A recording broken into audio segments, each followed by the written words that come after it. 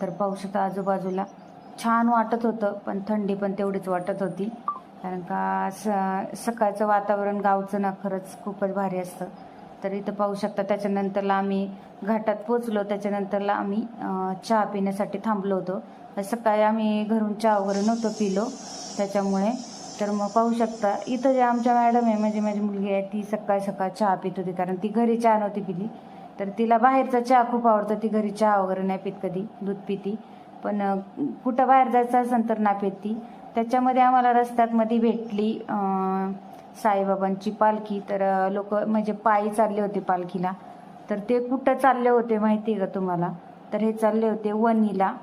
तर पायी चालले होते. तर त्याच्यानंतरला मग थोडंसं मध्ये हे करून पुढे गेल्यानंतर 10:30 वाजता आम्ही नाश्ता केला. तर जेवण वगैरे मी आणलं होतं दुपारच्यासाठी, पण नाश्ता करायचा तर म्हणून मग डोसा वगैरे खाल्ला. डोसा अजिबात चांगला नव्हता. खरंच एकदम ब्रेकफास्ट जो होता सकाळचा ना, अजिबात चांगला नव्हता. मला आवडलाच नाही, पण आता घेतला म्हटलं खावाच लागणार. तर खाऊन वगैरे झालं. नंतरला परत ट्रॅव्हलिंगला लागलो. तर हे पहा किती ट्रॅफिक